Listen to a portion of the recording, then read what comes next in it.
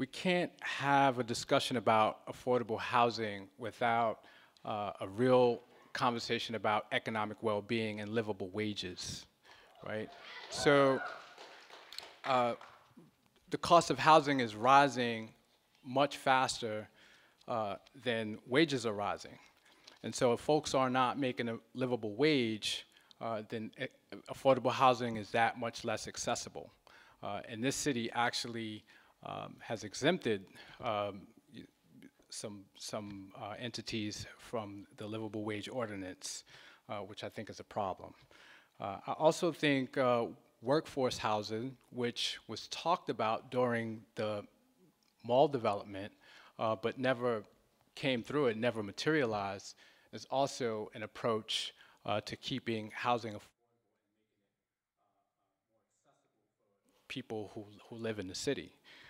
And finally, I know, well, I heard that in the 80s, rent control went down really hard because the real estate industry organized themselves and made sure that the state of Vermont, you know, the legislator didn't let that happen. But we're now in a different time, and we're increasing the density of the city, and so I think it may be time to start revisiting a conversation about rent control in the city.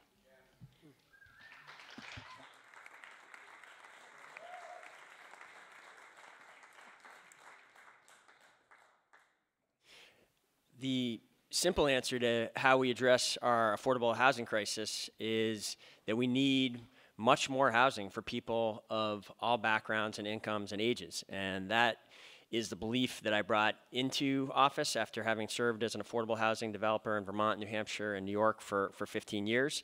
And it's what we have done as an administration for the last 6 years. We've created more than we've done it a couple ways. We've, first of all, created more than 300 permanently affordable homes, or preserved more than 300 permanently affordable homes. And we've done that in part because we have outstanding housing nonprofits. We have also done it by being a very active and engaged administration.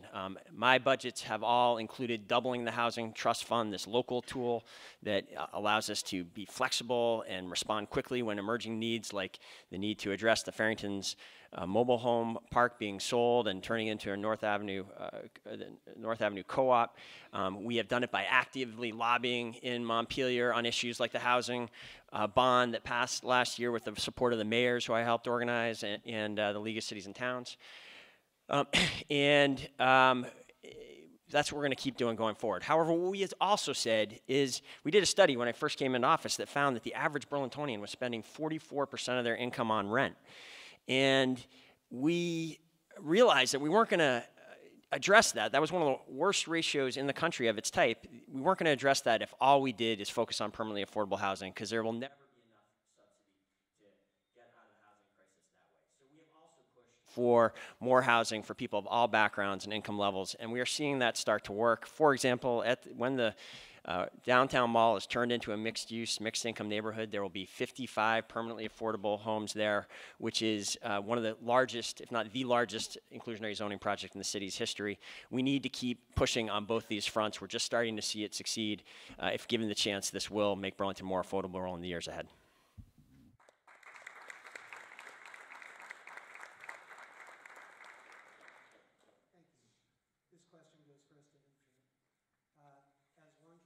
Already mentioned in her opening remarks, Memorial Auditorium has been shuttered because of structural issues. What do you see as the city's best way forward for Memorial Auditorium? Well, I see Memorial Auditorium actually as the perfect opportunity to engage Burlington residents on an all year round basis and trying to figure out and decide what to do with that space, so that our mayor and city council aren't the ones who are deciding what to do with that space, right? That's also, we can use bonding, we can bond, you know, to raise money. You know, I know it's going to be a very expensive project, but for me, the money actually comes second. It's the process and how we decide as a community what to do with the Memorial Auditorium.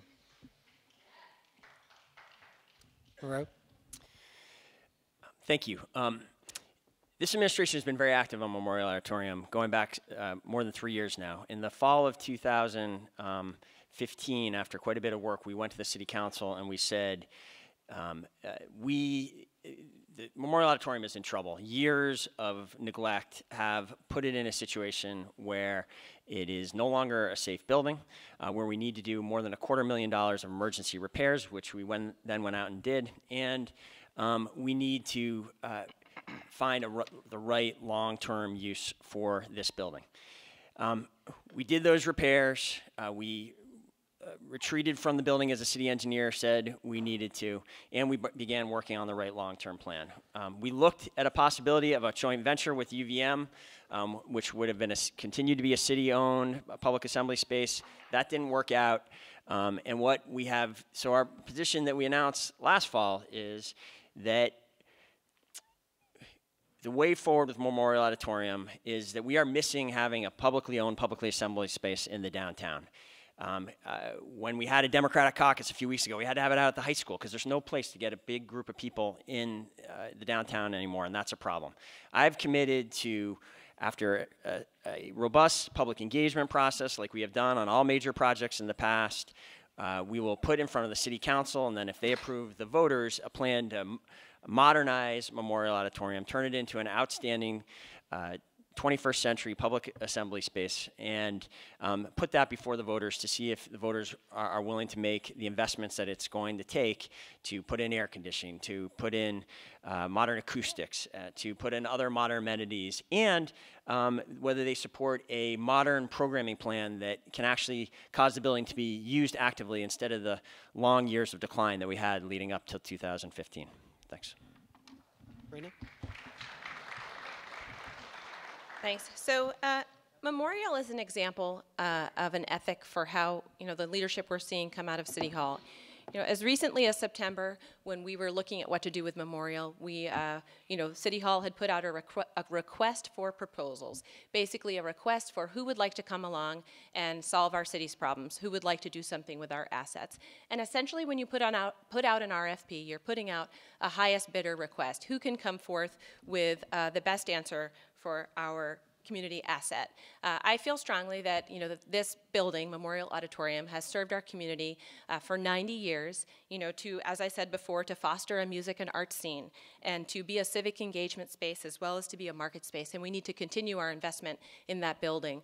Without answers, the city has shuttered the building and turned off the heat. And I am concerned, as are many people throughout the city, that this is resulting in a more rapid deterioration of the building. And I think that comes from being in a space of not having an answer.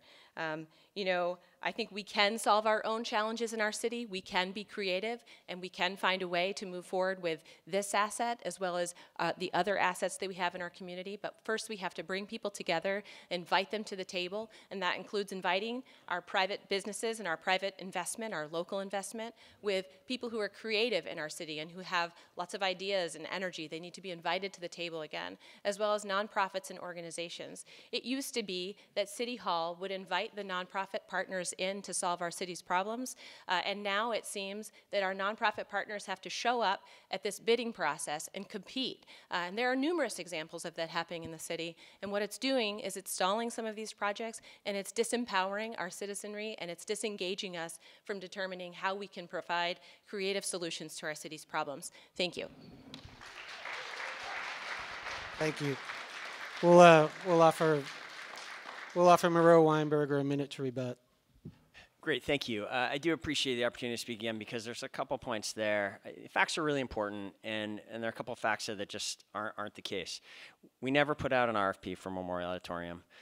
We did consider it, and we also continued to engage the community and got the strong sense that there really was strong support for something that has never been put before the people before, which was a plan to keep Memorial Auditorium a publicly owned public assembly space. And so we've committed to doing that. And again, that's what we will have before the council and the voters by the fall. It's also not true to say we've turned off the heat. That would very quickly lead to the erosion of the building. I don't want to see the building erode. I think it's a great building. I think it's an important historic building. I have spent a good chunk of my career doing historic preservation projects. I would like to save it. We're going to put a plan in front of the voters to do just that. Thank you. I'm going to ask Infinite, is there anything else you'd want to say on this for this report? Well, only that the Memorial Auditorium came to my attention as a really big issue after Jim Hallway and folks from the NPAs got together and stood up and decided to, make it an important issue. Before that, I hadn't, heard anything about this administration doing anything towards keeping that building and opening it back up. And we'll give Karina 1 minute to rebut as well, and then we'll move along. Yeah, just really briefly, I think there were several times that the message was coming from City Hall that an RFP was coming for Memorial Auditorium, and other partnerships were explored. But the RFP did not come, and I do appreciate the fact that this fall, after pressure from the NPA and after our campaign made it an issue, that the decision was made to keep Memorial Auditorium for the people and to make that commitment. So I think we actually are all on the same page now. Thank you. Great. This question will go to Moreau first. Come July 1, small-scale cultivation and recreational use of marijuana will be legal in Vermont. Do you support any additional city regulation of marijuana growing or use? Thank you, Sasha. After a lot of thought and work with the Mayor's Coalition and the League of Cities and Towns, which is the main way in which I engage statewide legislation, I did support the legislation just passed this year. I believe that before taking the next step and having broader legalization, commercialization of marijuana, there are questions that still need to be answered about how do we ensure public safety, how do we ensure that other municipal impacts are addressed. I think we can learn. I think we can do those things, and we will do those things, and we should move towards legalization. But I think we have an opportunity to learn from states that are farther ahead of us, and where you have seen very rapid rollouts following referendums, where there have been some issues. I think Vermont's approach of being a little bit more incremental and deliberate has served us well, and I support what's happening, and I will continue to be engaged in it going forward. Sorry, Moreau. I just specifically, are there any additional city regulations you would put in place? I appreciate the ability to be more specific. The city needs to get money out of any legalization. There needs to be local taxation like we have with alcohol and sales tax and gross receipts. There will be some increased pressure on the planning and zoning department, on the Burlington Police as a result of the addition of these establishments to the downtown, and there need to be revenues so that the city can properly address them. There needs to be authorization given to the municipalities to have zoning authority to decide where and how many of these types of establishments can be created. Those are I think the main things I'll be looking for is taxing authority for revenues and the ability to control the locations and the number with strong zoning policies. Thank you. Karina. Thank you. As it stands right now with the legislation, no. I don't think we need any additional laws or zoning regulations as it stands right now. I think it was the right move. What I would say as a parent, is that we need to be thoughtful in how we move forward in the message we're giving our kids, and we need to be, take the time to consider the impact and the message and make sure we're sending the right message. That's what I would add. So I would also consider a tax, and it would not just be for services. It would be actually for education. I think that education around this issue for our young people is a must. I feel like there may be some people, some winners and some losers, and some folks who will be benefiting from the legalization of marijuana, and then some of our most vulnerable population who may not be informed about what they're doing and what they're putting into their body. And so as far as city regulation is concerned, I would actually require all marijuana dealers to pay into a fund to educate young people. Thank you. Thank you. This question goes first to Karina. Do you support safe injection sites in Burlington, and why or why not? It's hard to believe that we're living in an age where safe injection sites make sense, but they do. And I do support them, and I do think that Sarah George was bold in her move to put that forward publicly, and I do understand that there are people who have concerns about them. But essentially, when I think about what is happening at a safe injection site, we are not providing any drugs, and we are not normalizing any use of drugs. What we are doing is we are compassionately welcoming people inside, and we are saying, you come out of the shadows, and we will make sure that you do not die today. And from there, we will connect you with rehabilitation services and case management. We have seen that this can work. This is a perfect example about how Burlington can be bold, and we can lead the way. This is not something to shy away from. As I said, I understand this is something that our chief of police has concerns about, and I do look forward to having the conversation with him to find out exactly what those concerns are. But by and large, when talking about people in our community who are struggling with addiction or struggling with homelessness or struggling in some way, we need to be approaching that with compassion, not fear. And I think this is a perfect example of where we can welcome people in and show that compassion and help people get to a place where they would probably much rather be. So that's my position, yes. Thank you. Infinite. Safe injection sites is something that I would wholeheartedly need to hear from the voters about. That is something that I think, is very difficult for a public official to say yes to, because whose neighborhood is it going to be in? It's going to be in Ward 5? I think it probably will wind up in my neighborhood in the Old North End. And I think that the voters should decide whether they want a safe, they should be able to weigh in on that. Moreau? I do support the legislation in Montpelier around safe injection sites. I think America has not figured out yet how to turn around this opioid crisis. Until we do, we have to be open to all solutions, including this one. And that's why I support the legislation. At best, safe injection sites will be something that addresses a small part of the addicted population. And that's why we need to be doing a whole lot more than just debating safe injection sites. And we are doing a whole lot more. In this room, once a month, we have about 70 people that sit around this U-shaped table.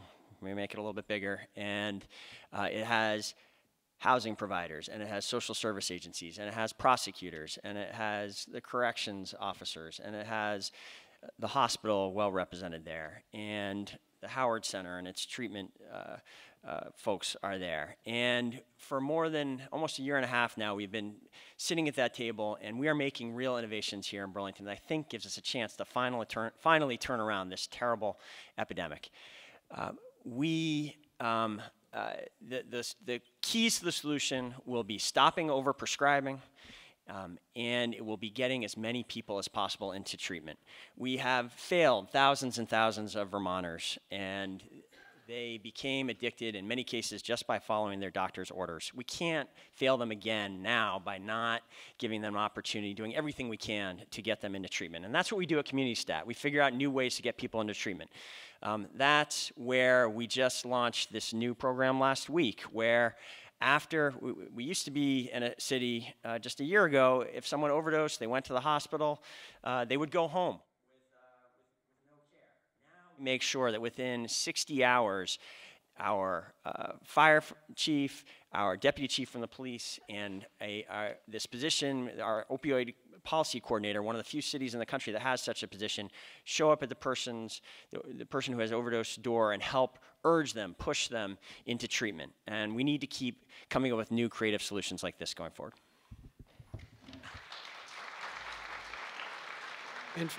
Infinite, is there something you want to add? To add that, you know, when we talk about the opioid crisis and we talk about how we're treating people who are addicted, I think it's a really incomplete conversation because I think the other side to that are the folks who happen to be drug sellers who are really thrown in a fire. And so when we can afford to extend some compassion to people who are addicted, I wonder what our community might look like if we extended the same kind of compassion to people who may be drug selling for economic, economic insecurity reasons.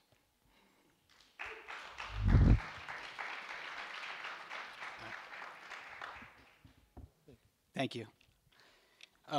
This one goes first to you, Infinite, and Moreau said in his opening statement, he talked about the success of the sale of Burlington Telecom. But my question for you is what, if anything, would you have done differently regarding the recent sale of Burlington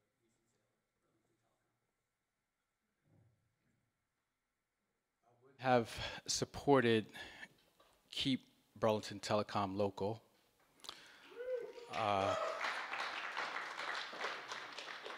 It was really difficult to see Burlington Telecom, as a Burlington Telecom user myself, it was really difficult to see Burlington Telecom in that situation to begin with. And we have a long history of, Burlington has a long history of cooperatives and being a way to stabilize and have a durable local economy. Seventh Generation, Gardener Supply, ACE. So I'm actually really disappointed that as a city we couldn't figure out how to keep Burlington local, and give it another chance. Thank you. Moreau, on to you. Moreau, yeah. And you'd like me to answer the same question, what would we have done differently? If anything. Certainly I think anyone watching, and I think everyone was watching last fall, there were some very difficult challenges in the final months, and it took a long time, and it was in some ways painful. Others will have to judge if there are specific things that could have been done differently in that process. I think if you take a step back, though, and look at the last 6 years, I think the city has a lot to be proud of about how we addressed and dealt with what was truly one of our most challenging crises the city has ever faced. 6 years ago, we were in a lawsuit with one of the biggest banks in the world, and again, they were threatening, they were attempting to hold taxpayers responsible for tens of millions of dollars of lease payments that had not been paid. Not any payments had not been made on those lease payments. And they were also threatening to rip the fiber out of the ground, or at least asking a judge to put it into receivership, at which point the city would have had no control over its future. We negotiated tough, we negotiated hard, we had 2 different sessions of mediation. Ultimately, we got a resolution that protected the taxpayers, kept the fiber in the ground, and it gave the city this ability to direct who would get to be the right long-term partner. And we went out to the public, listened carefully to what people wanted to see in that final agreement, and we in the end, took to the council an agreement that was approved 10-2, again, with a broad coalition supporting it, that first of all ensured the fiber stays in the ground. It has price protections, and it has anti-monopoly provisions that I personally fought for. Our lawyers said we might not get, that ensures we'll never go back to the monopoly situation that marked the Adelphia Comcast years before BT. And it ensures that the company going forward will honor Burlington values. It will honor the privacy policies that are currently in place. It will honor the net neutrality policies currently in place. It will honor our digital divide efforts. It is a very good outcome that was not at all clear we would get 6 years ago. Thank you. It is possible that I am sitting here today because of the BT process. You know, I would say that in my experience in government, when things get hard and decisions get hard, you know when you had a good or a bad process because of this. When you reach the end of a very challenging process, but it was a good one, you have a lot of people who maybe are, you know, wiping the sweat off their brow, shaking hands and saying, boy, I didn't get what I wanted and you didn't get what you wanted, but you know what? In the end, we got what was right for Burlington. And that is not what we got at the end of the BT process. What we got was a decision made at 2 a.m. After an effort to push things through in a partisan manner that was based on a decision that a small group of people thought was right for Burlington. And, you know, I think we had all of the elements for an entirely different outcome, but it would have involved not employing a highest bidder process to arrive at our conclusion. We had a performing asset, which was Burlington Telecom. It was performing very well. We had, and the BTAB, the Burlington Telecom Advisory Board, it said very early on, there was a strong commitment and a strong desire for local investment and local control. That was admitted and spoken to very early in the process. In the end, we had bidders and we had threats of lawsuit and we didn't have collaboration. I believe that if we had brought people together to the table, including that private money that was already engaged, and said, hey, can you hang in there a little while longer with this? And brought that, you know, to the table with the people running this performing asset, along with that small group of committed citizens who really wanted to see things done differently. We could have come up with a compromise that put co-op in second position for a while, with the possibility of local ownership in the long run, where that private investment stayed at the table and continued to guide that telecom infrastructure business successfully until co-op is ready to take over. You know, that's an example of how we can do things with collaborative leadership in this city, and I think we could have ended up maintaining our local control and local ownership of this Burlington Telecom asset that without, you know, we are where we are today. Thank you.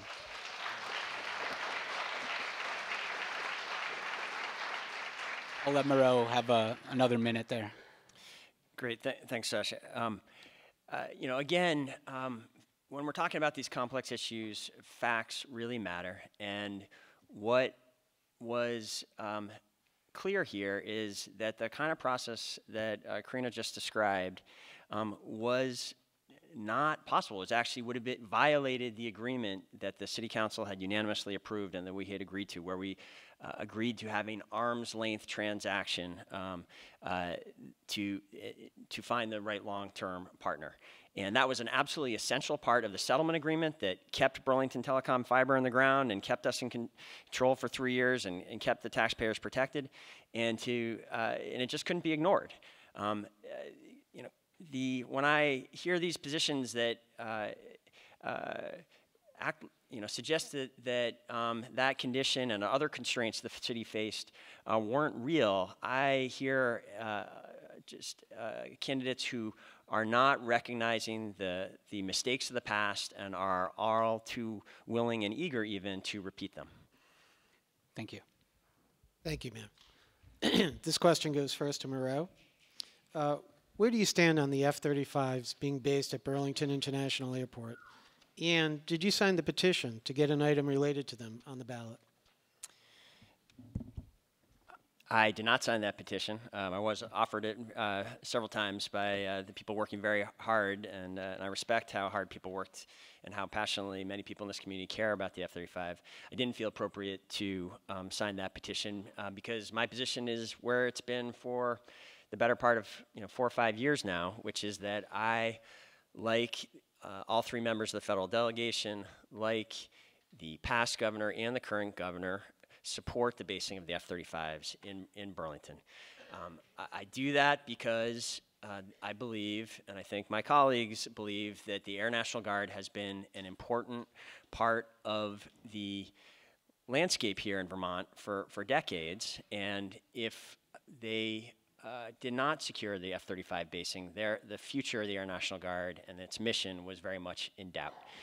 We had a great deal of public process from starting in 2010, going through a decision made in this room by the City Council by an 11-3 vote to support the basing and to go forward. And we have taken many actions since that decision was made and since the Air Force awarded the F-35s to Burlington that are very difficult to undo now at this late date. So while I respect the hard work and the passion behind the petition, I will be voting against it, and I encourage others to do so as well, both because I think the Chittenden County needs the Air National Guard here and strong. The Air National Guard members are important parts of our community, important part of public safety, and because we made this decision and we can't reopen it at this point without very significant consequences. Thank you. Thank you. Karina? Thank you. So as far as getting the F-35 ballot item on the agenda, I think the citizen referendum is something that we need to respect, and I was glad to see that the City Council did not change the language after much debate, and that it will be on as put forth by the people who, that small, thoughtful group of citizens that is out there working on this issue. You know, so I did sign the petition because if someone asks me to get something on the ballot, I will sign the petition as a matter of course. I do feel as though it's a fact that our entire federal delegation did support the basing of the F-35 at the Burlington International Airport. However, we have a citizen referendum on the ballot, and if Burlington overwhelmingly supports not having the F-35 per our election on Tuesday, March 6th, then as mayor, I would take it as my responsibility to figure out how to move that forward. In addition, I don't think you can speak about the F-35 coming to Burlington without talking about the demolition of housing that's happening in South Burlington and Winooski. You know, we are struggling to make sure we have enough affordable units, and we are demolishing affordable units every day in South Burlington and Winooski. Well, I don't know if it's every day, and facts do matter, Mr. Mayor, but what I will say is that we are demolishing these houses, and we do not have a plan to replace them, and we need to be doing it in cooperation with South Burlington and Winooski if that is something we are doing. So I'm greatly concerned about that impact, and it's something we need an answer to, and it actually needs to be our priority rather than talking about putting up a hotel. We need to be a hotel at the airport. We need to be working on replacing that affordable housing. Thank you.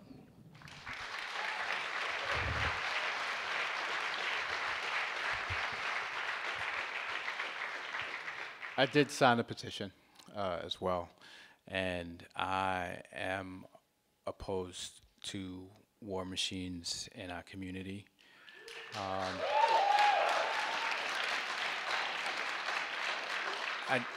I don't really understand or why it matters that our delegation is supporting the F-35s when the people are deciding that they don't want the F-35s. I don't understand why that matters. And you know, this whole too big to fail sort of mentality of, well, you know, we're already too far into this process and we have already spent all this money. What I do hope is that our Air Guard, which I do believe is really important to Vermont, and our governor perhaps can come up with a different mission for the Air Guard, and one that is responding possibly to natural disasters and local situations, especially since, you know, we are you know, having this whole global warming thing going on. You know, we'll have a lot more natural disasters going on. So, you know, maybe it's a stretch, but maybe if we can figure out a different mission for our Air National Guard, then everybody wins.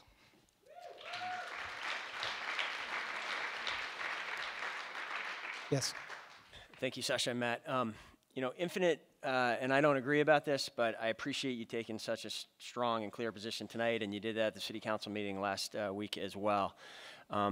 I have not heard a clear position from Karina yet in this race, even though this is a topic we have been discussing for the better part of 8 years, even though the Burlington City Council explicitly took a position on this, even though 11,158 different comments were submitted during the EIS process. And I don't quite understand that. I think either Karina isn't being straight with us, or she's trying to have it both ways. And I think Burlingtonians expect more. I think Burlingtonians expect more out of their mayors. They expect mayors to lead. They expect mayors to take a stand. They expect mayors to be clear with the people they represent what their positions are. And I've always tried to do that. We'll offer Karina a minute and Infinite a minute. Do you think I have an opportunity to rebut that? Yes, you do. Okay, thank you. It's true. People do expect more from their mayors, and they do expect their mayors to lead. And what I will say is that as for the position on this, it's very similar to my position on a lot of things that are already in progress. You know, there are some things that are happening in Burlington, whether they are the mall transformation project, which I voted to support because you don't turn away 200 plus million investment in your community, but you accept that into your community and you make sure that it works for the people who live here. I voted for that, as did many Burlingtonians, with a lot of reservations, but that project is moving forward. When it comes to the F-35, I have a lot of reservations, but that is already moving forward. But if the people of Burlington speak up and ask for us to do something differently, then I'm going to listen. And so I think what I'm hearing from you is that you have made up your mind despite how the ballot turns out on Election Day. So what I will say is my position is that I support what Burlingtonians support on this ballot item, and I am of the position right now that this is moving forward, but if we are proven wrong, that the people of Burlington really want to reconsider this, then as mayor, it's my obligation to listen to you. Thank you.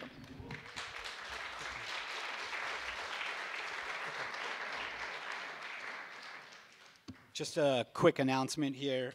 There are 2 League of Women Voters volunteers ready to pick up audience questions if you hold them up. So, anybody?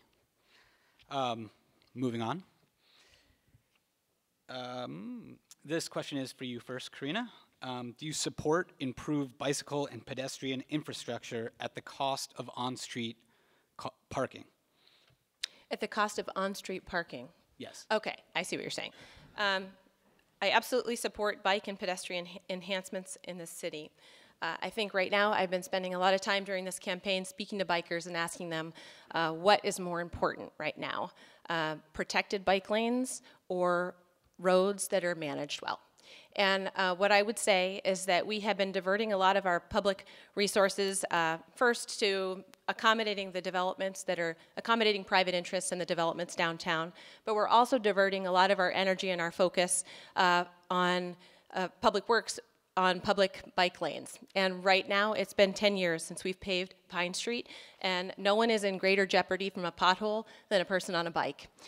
So I would absolutely support adding bike enhancements at the expense of parking, but as your mayor, I would prioritize our basic public infrastructure first, because I think that serves everyone, people in cars, people on foot, and people on bikes. Thank you. Infinite. Yes, I would support bike-friendly, pedestrian-friendly at the cost of parking. I think right now, if you either driving up Pine Street, whatever time of day it is, as a biker, it's very dangerous. Also, I have to say, things have changed a little bit in the New North End neighborhood with the bike lanes.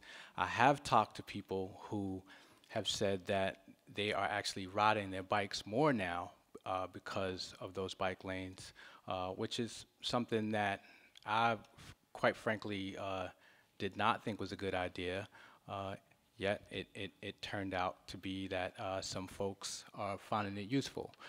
So we'll see what happens with the development of the Burlington College land and what kind of impact that might have for bikers and walkers and drivers in the city. Thank you. Moran? Thanks. Let me start by saying that although we're having a difficult winter and it's creating some very unusual road conditions, the current quality of Pine Street and parts of North Avenue is not acceptable, and that's why I've been out there inspecting it, talking to Chapin Spencer, our director, basically every day, trying new ways of addressing the situation temporarily until the asphalt plants open in the spring and we can do a proper fix. I think the condition of those roads does point out the need for sustained major new investment in our core infrastructure. This administration has been very committed to that. That's why we took this 5-year, $50 million sustainable infrastructure plan to the council and the voters last fall, and I was very excited that the 76% of the public supported that, and we have just finished our first year of implementing that plan, in which we have paved twice as many roads as we have done historically. We have replaced 3 times as many sidewalks as we have done historically. This is an area where I would love the opportunity to finish the job for the people of Burlington over the next 4 years, continuing to implement the sustainable infrastructure plan. I think would be one of many areas where a change in leadership would really be a setback to our improving of the infrastructure. Let me say specifically about bike lanes. I think I've been pretty clear on this. I think protected bike lanes are a key part of our future. I think successful 21st century cities need protected bike lanes. We will have to be very careful about the trade-offs that we impose when we move in that direction. And we should never take lightly we sweat out every single parking space that we lose. If we are unwilling to lose any spaces, we will never get to the kind of system that Montreal has, that Pittsburgh has, and New York City increasingly has, these northeastern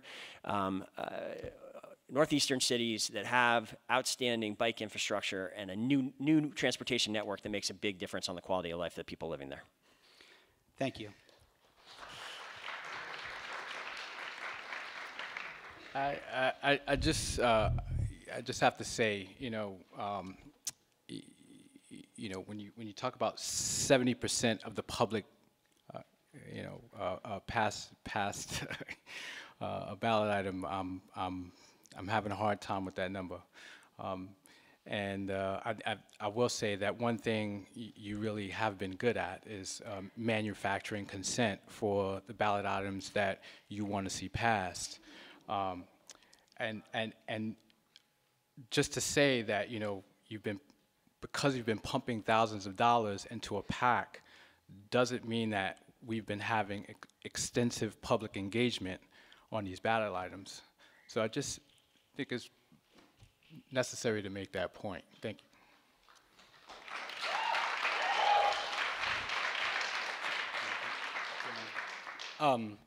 I just wanted to add in a follow-up. Everyone mentioned the potholes, specifically on Pine Street.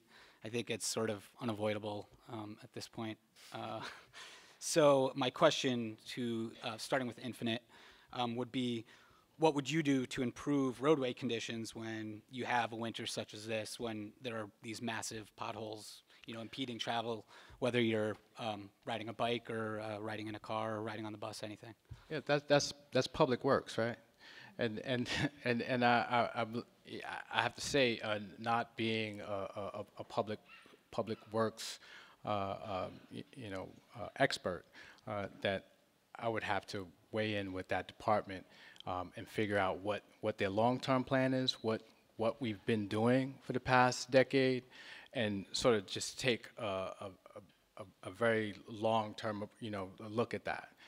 So yeah, I trust that the folks in the public works department have the tools to do what they need to do, and so I would defer to that department.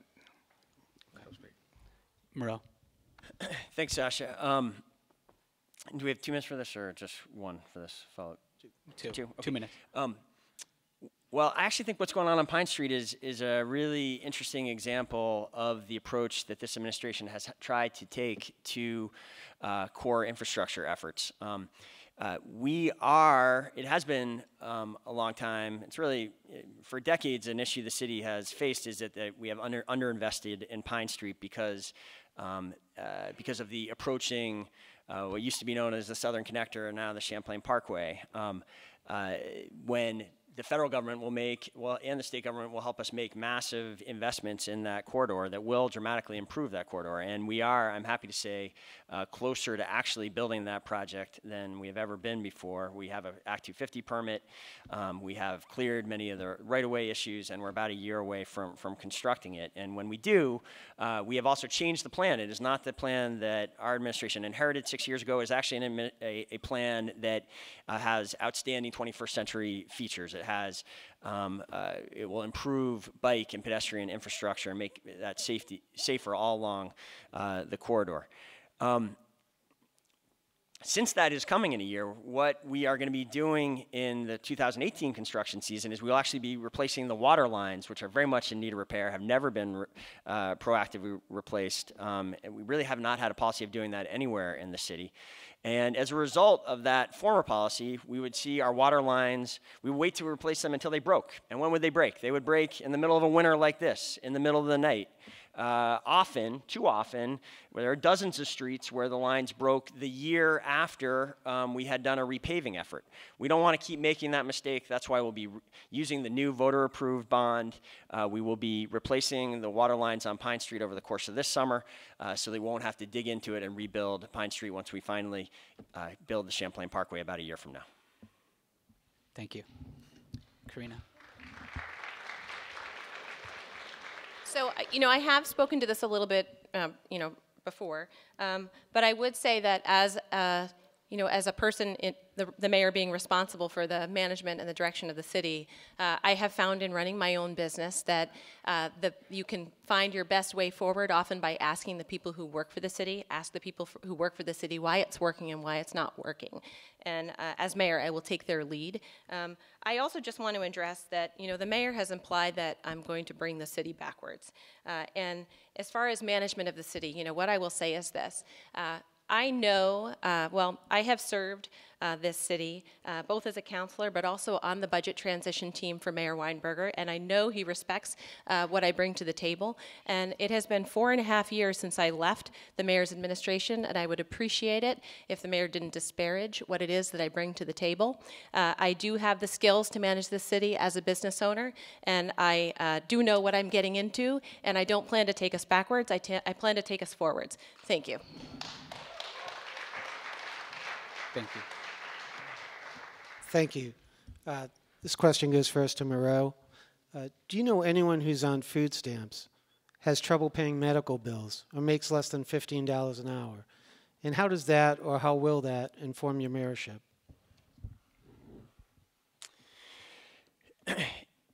Yeah, Matt, thank you for this question.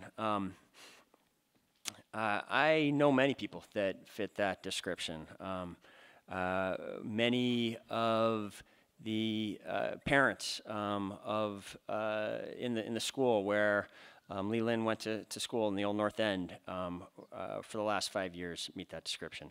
I spent 15 years as an affordable housing developer building permanently affordable low-income homes for people in New York, New Hampshire, and Vermont.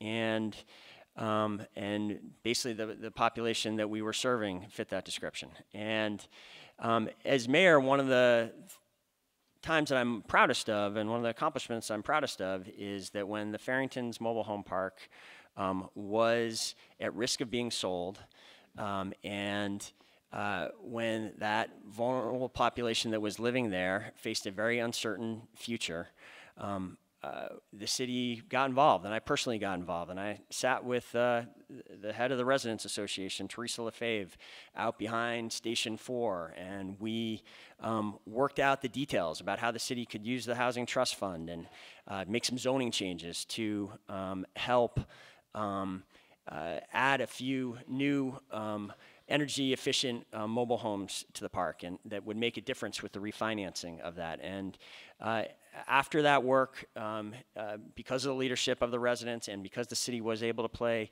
an important role, the residents were able to take control of their future and ensure that the Farrington's mobile home park became the North Avenue Co-op, where it is successfully improving today. That's how I've tried to use that. That's how I've tried to work with some of the most vulnerable people in our community when I've had an opportunity to as mayor. Thank you. Karina. Thank you for the question. One thing I think people don't know about me, and I will share, is that, you know, my mother was a single mother until I was 14. And as a child, we grew up with food stamps, and we grew up with red tickets, which we were trading in for our lunches, our lunch trays, which some kids had red tickets and other kids did not. And that was challenging. The library was my childcare after school. And I had a working mother who worked incredibly hard to figure out how to accommodate the needs, to be able to move ahead in this world and in this life. And she was very challenged to do it. And because of that, she founded the mayor's youth office here in the city. And out of that gave rise to the Burlington After School program, which was called City Kids. We didn't have one before that. And also the 242 Main Teen Center. I am so proud of the things that my mother did to accommodate her family, but also families all throughout this community. You know, we also saw the development of the Burlington Children's Space in Burlington. And it was the city's first sliding scale childcare program, because no family should be able to be in a position where they couldn't afford childcare. Our commitment to these programs is waning. We currently have an after-school program in the city where workers are paid between $11 and $14.50 an hour for the elementary school after-school program, and the most hours they can get working all week is 17. So the problem is nobody wants the job, and it's understaffed, and it's a struggle for our families who say my only choice is $14 a day after school, and it's understaffed and chaotic, and it's not good enough. We have to re-up our commitment to Burlington's working families, and we need to commit to make sure that there are no childcare waiting lists, and we can do that in this community. And, you know, I would just add, if I don't know if I have time, but I think that the mayor's quote when Farrington Trailer Park was going to come on the market was basically to the effect that the city did not yet have a position. And it is the affordable housing community and the co-op community that rose up and said, we need to stand by the people of Farrington Trailer Park and make sure they keep their homes.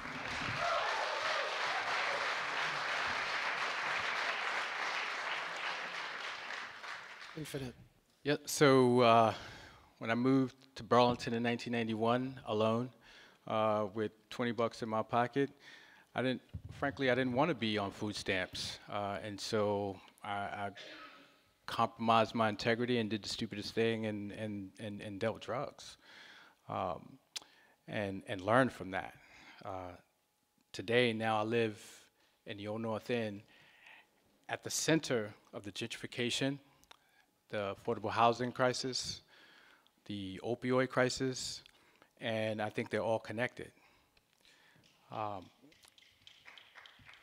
You know, in order to receive services in the city, you have to really have next to nothing in order to get any help. You have to hit rock bottom. And so it's really difficult, you know, for people to come up.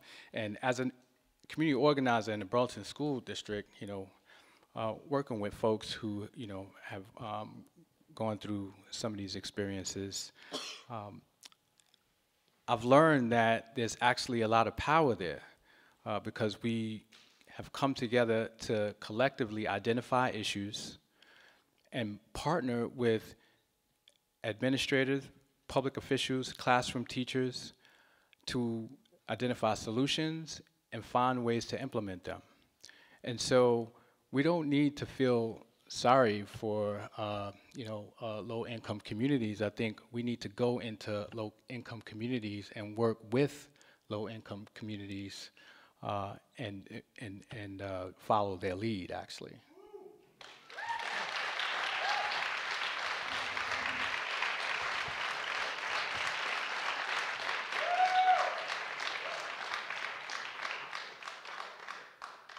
Moreau, do you want a minute there? I appreciate it, Sasha. Just in that I do think it's important to state that the city's commitment to our youth and to working with the communities, as Infinite described, we've not taken any step back from that. In fact, in many ways, we have doubled down on those important progressive policies that have defined us as a city for so long. We doubled the Housing Trust Fund in the budgets that I've been responsible for. We have in the budget this year for the first time $500,000 to start a early learning initiative because we don't invest enough in Burlington children, low-income children in their first 1,000 days of life. And as a result, there are all sorts of downstream negative impacts that our low-income kids too often suffer from. We have joined President Obama and launched through the CEDO office a My Brother's Keeper initiative to ensure that all of our youth, particularly our young men of color, have the opportunities that they need to succeed. So we launched the Old North End Community Center, which is an important addition to the Old North End. This is an important part of what this administration has been about. Thank you, Moreau. And Karina, would you like an opportunity? Thank you. I would just say that as a member of the Champlain Housing Trust Board for 6 years, two things. One is that as I go around the community and meet with people in our community who do not meet the qualifications to afford Champlain Housing Trust housing, I am very aware of the acute need to get out into our affordable housing communities and work on that issue. I would also say that there was a time that our nonprofit partners worked in partnership with our Community and Economic Development Office, and very much it seems as though our nonprofits are working on their own. And when we talk about the St. Joe's Community Center, I'm not sure what credit the city is allowed to take for the decision to make a public investment into St. Joe's and make sure that those tenants, AALV, Robin's Nest, and the Family Room, all have the opportunity and others to continue to be in that space. I think that we have to give credit where credit is due, and that is to the leaders in our nonprofit community who made that happen. Thank you. Thank you. Yeah, I just want to briefly say that, while I do appreciate that the mayor has looked at My Brother's Keeper as a means for addressing what's happening with our youth of color, we cannot cut and paste programs from the Obama administration or anywhere else and expect them to work in this community. I think we really need to roll our sleeves up and figure out what's happening here in order to figure out, how to move forward and actually make a real difference.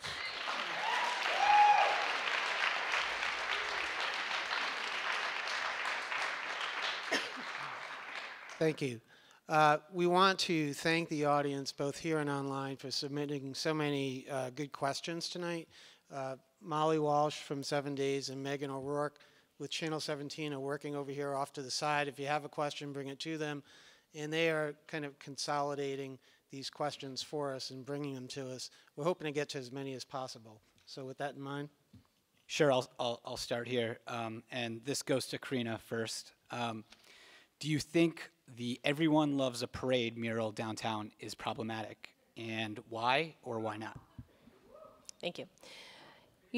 I have been speaking up on this since members of our community brought up, the experience of walking by that mural as a person of color and seeing such a parade of white individuals that a small group of people in our community have decided are important to put on the wall. I feel very strongly that we cannot kick the can down the road until after Election Day to decide what to do with that mural, because that is communicating disrespect to people in our community who are hurt by that mural. I would say that we got ourselves into trouble the moment we did two things as a community, and I think we all need to take responsibility for this, because this happened while everybody was watching and participating, and most of us acted as if it was fine. It we had two things that happened. One is that we decided that the premise for our mural and celebrating our story should begin with when the European settlers arrived here. I think that was a mistake. Our story began before then. And also, there are a lot of people who feel that the parade that followed European settlers arriving, well, the rest is history. And I think, in addition, the other mistake we made was we empowered a small group of people, people who already held power in the city, to come up with a list of names as suggestions to the artists for who should be represented on the mural. That's an exclusive process. You know, we have a much, much bigger story to tell than what is that can be told by selecting certain individuals and painting them on the wall. We need to celebrate all of our people and celebrate all of our accomplishments in this community, and it does not mean just people who hold power and have made accomplishments and have done so with privileges that are afforded to them, you know, through just basically the stroke of luck. So I support taking it down, and I think we need to take it down and decide to take it down before Election Day, and I think everyone should have to take a position on it. It's not comfortable for people that this is the conclusion we have to arrive at, but it's our responsibility to make this right. Thank you. Thank you. Infinite. Speaking about discomfort, I think the person who I want to give credit to for bringing attention to that mural is an individual by the name of Albert Petrarca, who not a very popular person, you know, in our community. But I just want to say that you know, for someone to put their body on the line and you know, go up there and make a statement and to, you know, to say take it off the wall. I think you know, I'm really actually proud that we have white folks in our community that's willing to put their body on the line and take that risk. Okay, it's an easy one. I think the mural should come down. I think it's just the beginning. I think if we look around us, we'll see you know, white supremacist culture in a lot of different parts of our community. And I think it's pretty clear that the process of having that put on the wall was, you know, decided by, I think we need to take a step back and look at that process and see how we got there and see how we came to put such its outlandish narrative of our history on a wall downtown Burlington, which quite frankly isn't for Burlingtonians or really for visitors and tourists who come here. So I think we really need to take a hard look at how we're using our downtown and who it's actually for. Thank you. Moran.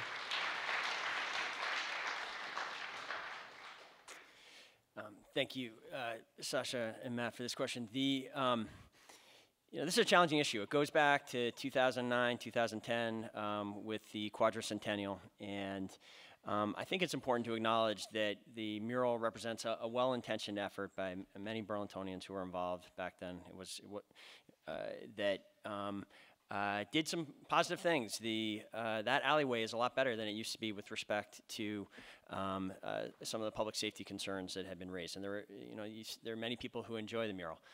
At the same time, it is clear to me that there are important omissions within it. It is clear to me that it does not tell the welcoming, inclusive story that we strive to as Burlington in the year 2018. And really that we need to succeed as a 21st century city. And that's why for weeks now, I appreciate in particular Councilor Ali Jiang, who has been a real leader on this issue and is with us tonight. I have been saying for weeks, this is an issue we need to do something about, and I supported the resolution that came to the council last Monday that would have address this issue the way I think it needs to be. There are complexities here, there are artists' rights, there are issues of government overreach since the city did not pay for this issue that need to be sorted through. I think the best way to do that is to create a balanced committee with people that have many different perspectives and have them grapple with these issues and the possible solutions to it for some time, and come back to the council and the mayor. I don't think this is an issue where the mayor, without listening to Burlingtonians, should be imposing a solution. I don't think it would be well received, and I think it may well lead to a problematic backlash if we just did that. I think a better route is to sort our way through this with a well-respected committee with many different perspectives. I think that's how we get through this. Thank you. This question goes first to Infinite. How do you see the city resolving the Moran plant situation? Give it to the artist.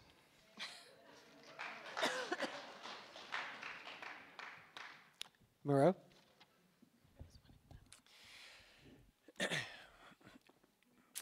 So, you know, the Moran project is certainly, you know, when you serve as mayor for 6 years, not everything goes exactly as you hope it will. And, you know, I was very optimistic and hopeful about Moran when we went to the voters in 2014 with a slate of other improvements to restore, rebuild, give a new birth to the northern waterfront. And I was hopeful that this last best effort to secure an ambitious redevelopment of the building might succeed. And we gave it 3.5 years to try to succeed, and it was very painful for me to acknowledge that over that 3.5 years, the effort just had not gotten far enough. And I didn't think it was doing anyone any favors to continue to hope that it would ultimately succeed, which is why I made that difficult decision last summer to go in a new direction. You know, this isn't the first time that the city has struggled to redevelop the Moran plant, because there are many unique challenges to that site. It has environmental challenges, it has constitutional challenges, and that the Vermont Constitution limits what you can do with the site. It has, you know, it is a unique building that defies easy adaptive reuse.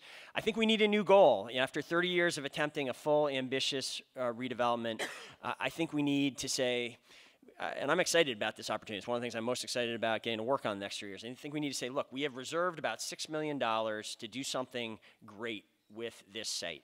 And we have a good chance to do something great because so much other progress has happened over the last few years around that. How do we figure out the right solution that uses this money that we've reserved to get to an outstanding outcome? I envision that going through a significant public engagement process like we always do for major projects. And I'm pretty optimistic now that we change the goal, we will come through this quickly and get to an outcome where that site supports all the other progress that we've made on the northern waterfront. Thank you. Karina? You know, I spoke to Memorial Auditorium in my opening statement because it's very important. Moran plan as well. I spoke to the Moran plan in my opening statement because I think this is really important to our community. You know, 6 years ago, Mayor Weinberger ran on wanting to get projects moving again. And this has been a tough one, but what I saw was that we had a local group of people who came together and went through a public process. We had local investment at the table, we had creative individuals, we had businesses, we had artists, we had the farmers market, and we had a group who thought they had a plan. And what we got was a unilateral decision to end that conversation before we really got transparency about why that was happening. You know, this is an example of something that we can move forward with. My role as mayor would be to restart that conversation and pick up where we left off. If we fell short somewhere, let's figure out how to make it work, because I know that there are people throughout this community who still want to see this project happen and still want New Moran Inc. to be a reality. And I think as a community, we ought to invite them back in to Contoy's Auditorium and invite people in, and let's say, how do we get there? Because it was a great idea. Infinite? So I was only half kidding about the give it to the artist.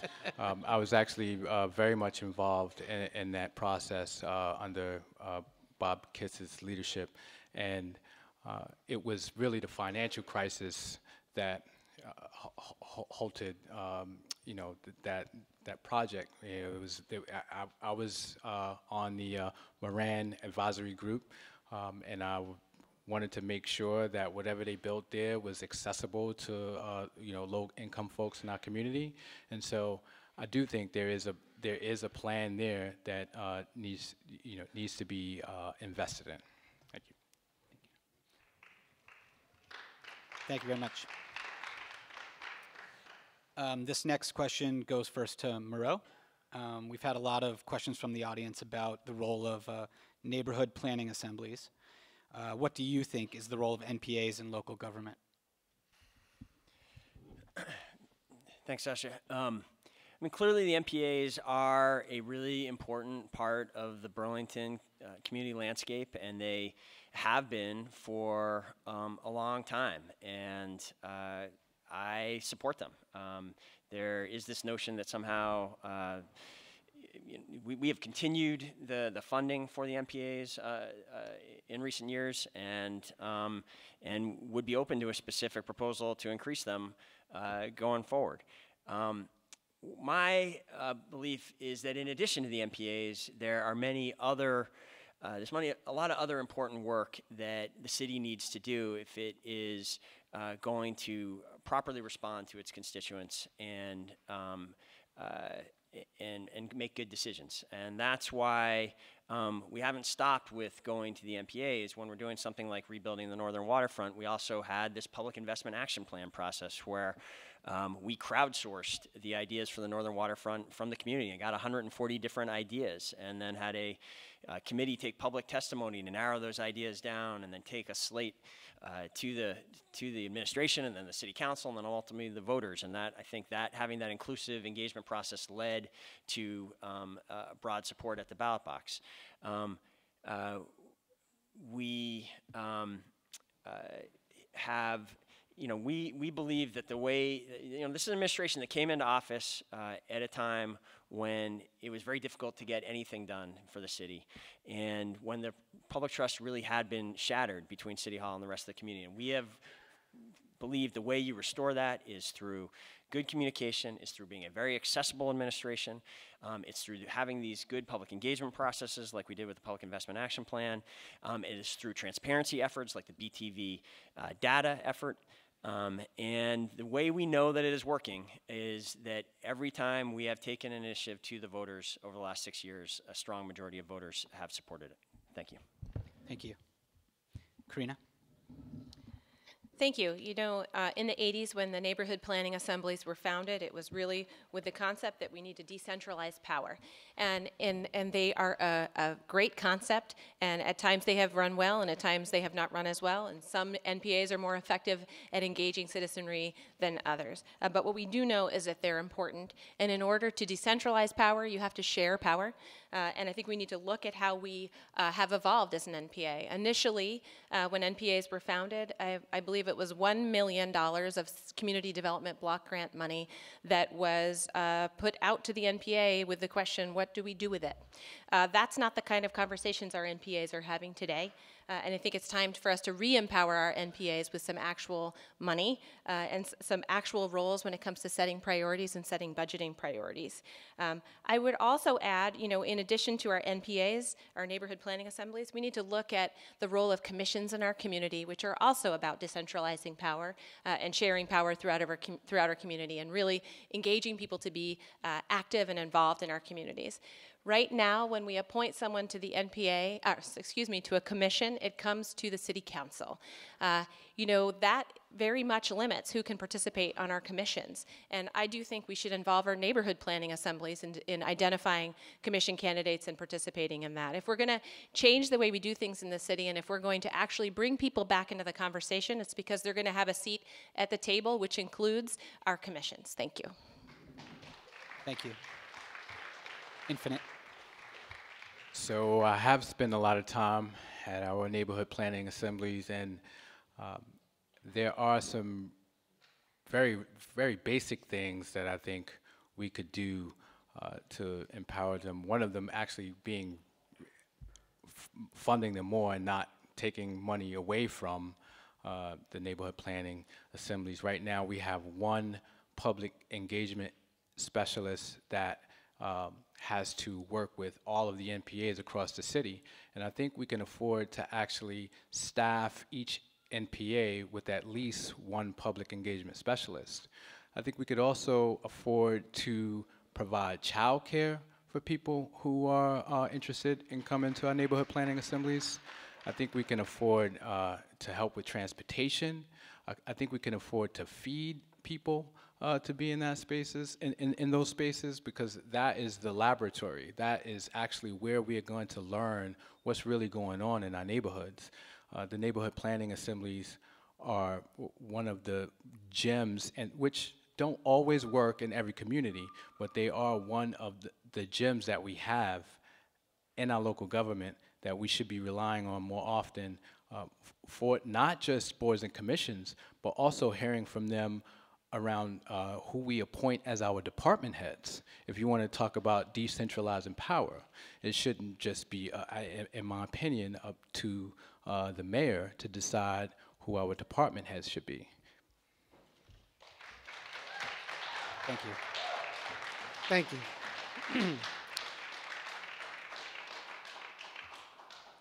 This question goes first to Karina. What makes you stand apart from the other candidates? That's a tough one. Well, I am a woman. That is true. And we have not yet had a woman mayor, but that is not why I'm running. I think what thing that makes me stand apart is that, I am someone who has business experience, who is a mother in this community, who has the skills and experience to step up to running for mayor at this time. This is not a question that I have a canned answer for. I think that is really up to the people of Burlington to figure out. Thank you. Infinite? What makes you stand apart from the other candidates?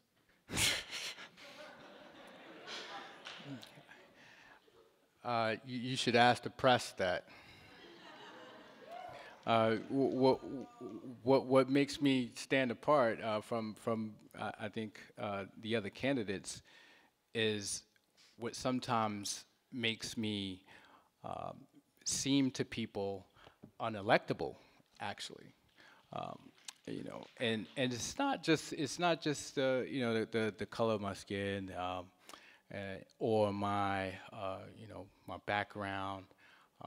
It's also the way I approach problems, and not in a managerial fashion, but collectively.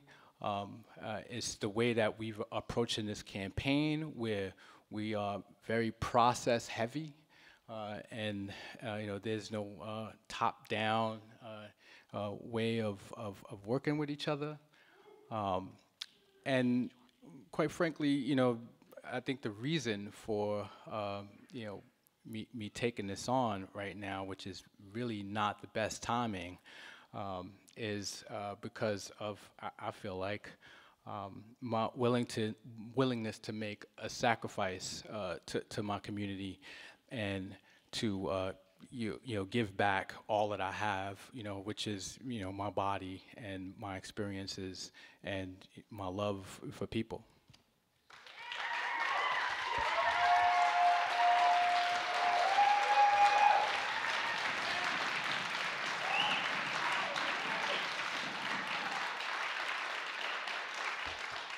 Thank you. Thank you. Moreau? Thank you, Matthew. I think I bring a few important differences to this position.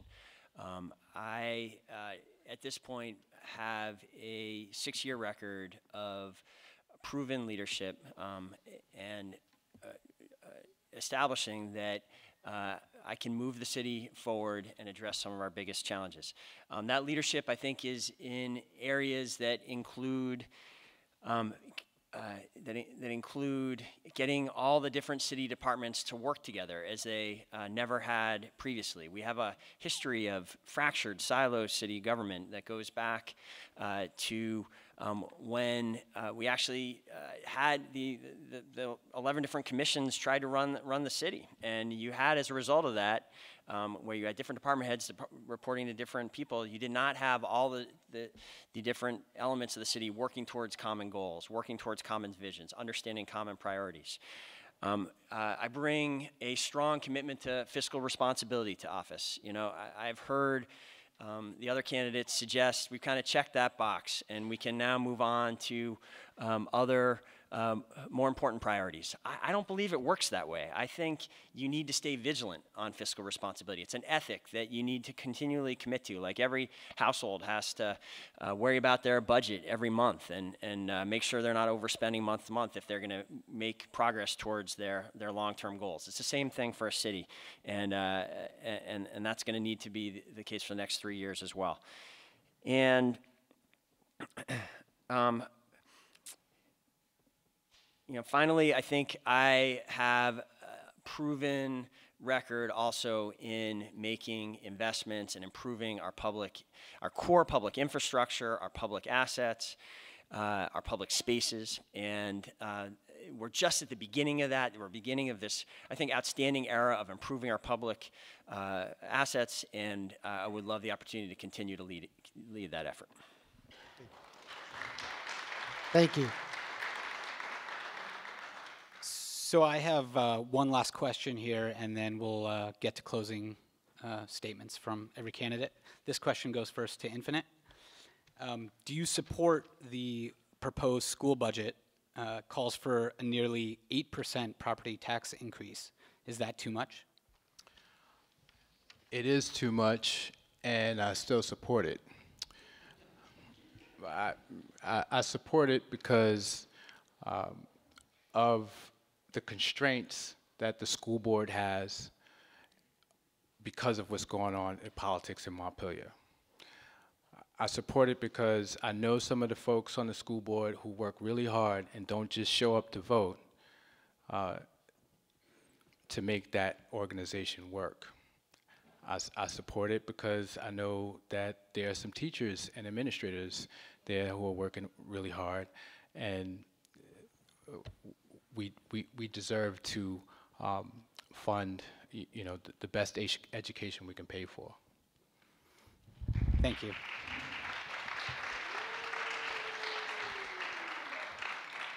Moran. Thanks, Sasha. I do support this year's school budget. As painful as an 8% increase will be, just as I have supported 5 of the 6 school budgets in the time I've been mayor. And I agree with Infinite on this, that the main source of this tax increase is from the statewide financing system, which has not adopted, has not responded to the new reality, which is that Vermont is losing its school children, and that we need a new system to ensure that we don't continue to see these kind of year-over-year tax increases. This is why I did support Act 46, which was, and did that through the Mayor's Coalition and the Vermont League of Cities and Towns as an important step towards encouraging other school districts to become more like Burlington's successful school district, and that there was, you know, we are moving towards a system where there's one board that is responsible for the whole K through 12 education system, which I think is an important part of local boards taking responsibility and getting the system under control. It's why I'm very much open to the new conversation happening in Montpelier this year that has some promise and energy behind it, and we'll continue to engage that. I also believe that what the mayor can do and needs to do is recognize that, you know, the schools are critical to our future. I'm a big believer in public education. I'm a product of Vermont Public Schools. My mom was a public school teacher in New Hampshire for over 30 years. My daughter Lee Lynn is at Edmonds Middle School after going to IAA, and I expect our younger daughter, Ada, will, when she gets to kindergarten in a couple years, go through the public school system as well. There's nothing more important for the future of the city, for its economic future and social future, than a strong school system, which is why, as mayor over the last 6 years, I've done everything I can in the limited role the mayor has to support the school district. Thank you. Thank you. Karina. You know, I wanted an opportunity to rebut the last time when it was mentioned about fiscal responsibility and other candidates are saying we could check the box. I do feel like I should have an opportunity to rebut that in this question, and I request a little extra time. Okay. Okay, great. So yes, right now in this year, we are seeing that our school board has put forth a 7.999% budget that is only has only put forward a 1% increase. So if you couldn't have a better illustration of the education financing system as well as what's happening in Montpelier is negatively impacting our city, we have that this year. You know, I think though, I would frame it a little differently. This past year, you know, last year, Governor Scott wanted to give an unfunded tax cut.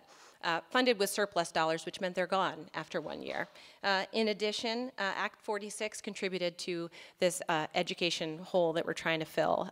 You know, it was 40 million, then it was 50 million, and now it's probably going to be higher. So we're continually hearing that this hole is larger to fill than we had thought.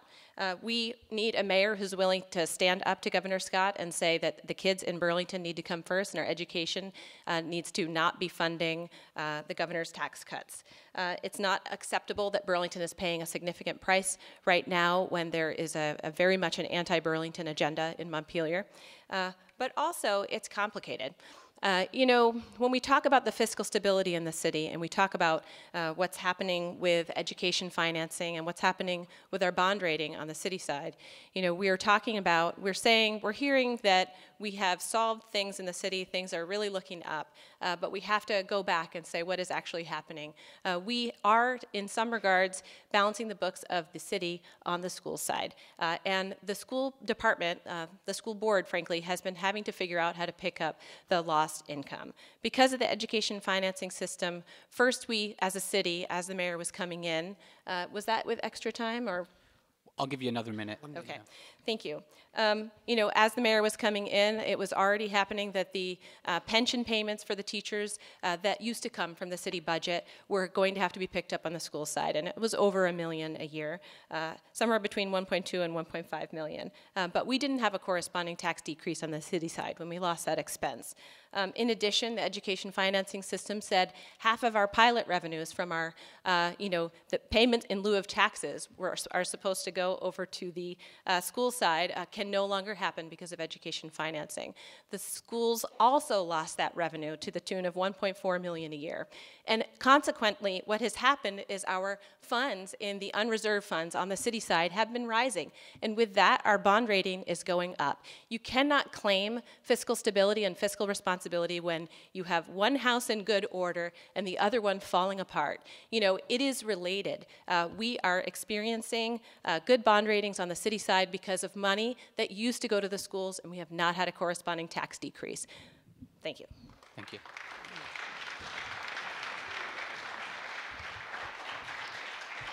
Did you, Murray?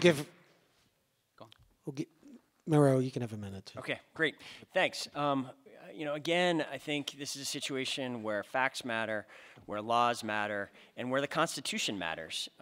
When I came into office in 2015, the Agency of Education and the Burlington School District were signed an agreement saying that these pilot funds could not lawfully, cannot constitutionally continue to be used to fund the school district. And we worked very hard at that time to minimize, and this was 4 years ago now, we've worked very hard to minimize the impact that change would have on the school district, found a way for hundreds of thousands of dollars to continue to help the schools, and we continue to do that work. And even in the last couple of weeks, we found another $68,000 that is going to directly help with the school budget next year. what cannot lawfully be spent on the school district, we are now using to fund three big things. This is what is funding the Early Learning Initiative. This is what is funding part of our response to the heroin epidemic, which we've lost too many of our kids to. This is what is funding the improvements, the enhancements of the library system. Karina's position would essentially gut and cut all of those programs. I'm not going to let that happen. Thank you.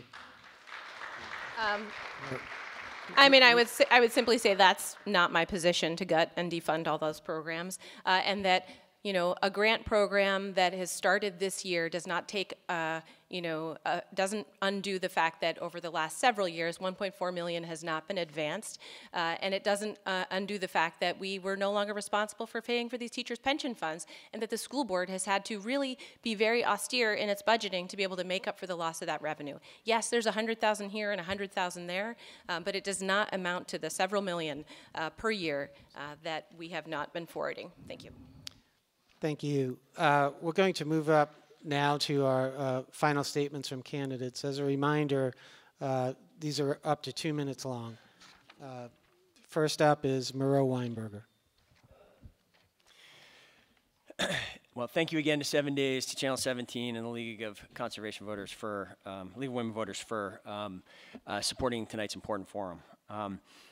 We've heard a lot tonight about public process and engagement, and I just, at the risk of repeating a couple of things I've said, want to make it really clear where I stand on this. This administration believes that nothing is more important than the public trust, and from day one, we have worked very hard to rebuild what had been a shattered public trust and to make good on that and to deliver on what the people of Burlington are entrusting us to do.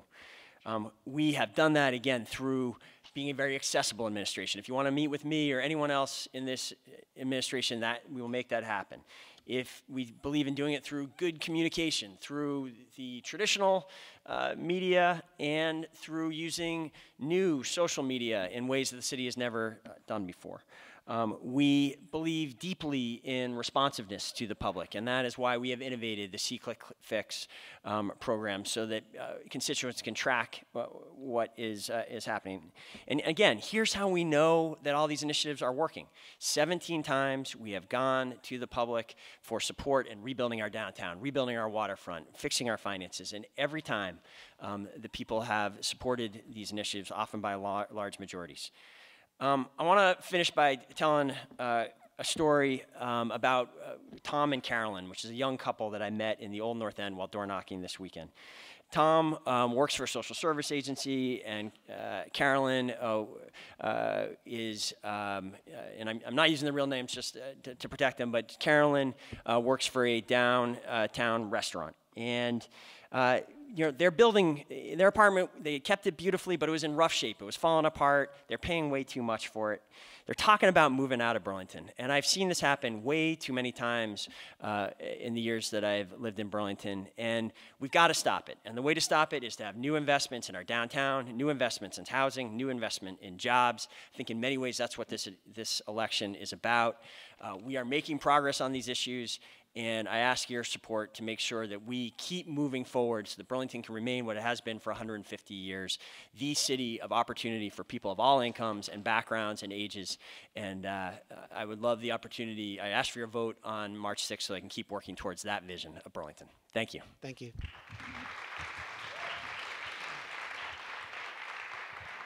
I want to thank everyone for showing up tonight. I will just say a few things. I think one thing I've learned about politics, it's a lot about who you stand with and what you're willing to fight for. For me, when we think about what's happening in the city, and we have massive transformation happening in our city and lots of investment coming in, and I think a lot of us are asking the question, who is this good for, and what is it going to do for the people who live here? What is it going to do for us? And we're looking at this, the development of a lot of high rent housing as well as commercial space, and it's not bringing the cost of rent down, and it's not doing a lot for the people who live here. You know, I think we need to take a pause and we need to check our priorities. CEDO has historically been an office that works very hard to engage the citizenry throughout this community and make sure that our priorities are about the people who live here. You know, for me, if I'm elected mayor, the issues that I will work on, in addition to managing the city in a fiscally responsible manner, are making sure that childcare is accessible to everyone who lives here throughout the city. After-school programs every day are high quality and available to all. Our schools are high quality, that no one is turned away from summer school for lack of space, and that every day of the summer there is quality and enriching programs so that we can support our families who live here. I think we need to foster our arts and music scene. We need to continue to build community and address our transportation challenges. We can do all of these things and more, but only if we have leadership in City Hall that knows how to bring people together and empower people who live in our city, nonprofits, business owners, creative individuals. But first, we must shake up City Hall. I invite you to join me in envisioning a new era in Burlington with leadership that gets us and knows how to lead us forward. We can again lead the way. Thank you.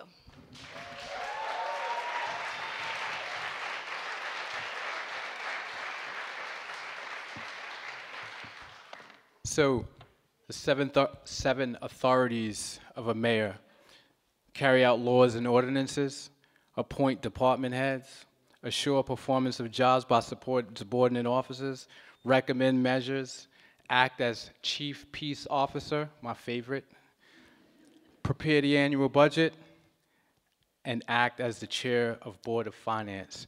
And believe it or not, I can do that job. And not only can I do that job, I will bring a totally different approach to it. As a community organizer, I'd work with the Burlington School District, the University of Vermont, and the small business community and other major institutions in the city to focus on building the capacity of our senior population,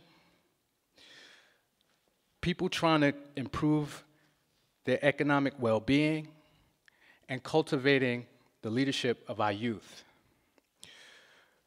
Because when we take care of these folks, everybody wins.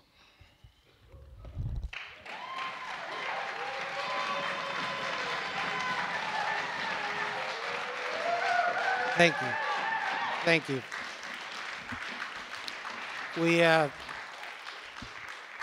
We unfortunately weren't able to get to every question tonight, but we're very grateful to the public for the many thoughtful questions that were submitted. On behalf of 7 Days, I'd like to thank our partners with the League of Women Voters and Channel 17 with putting this forum together for us. And most of all, I'd like to thank the candidates for turning out and sharing their thoughts and positions with us. Please join me in giving them a round of applause. Thank you all.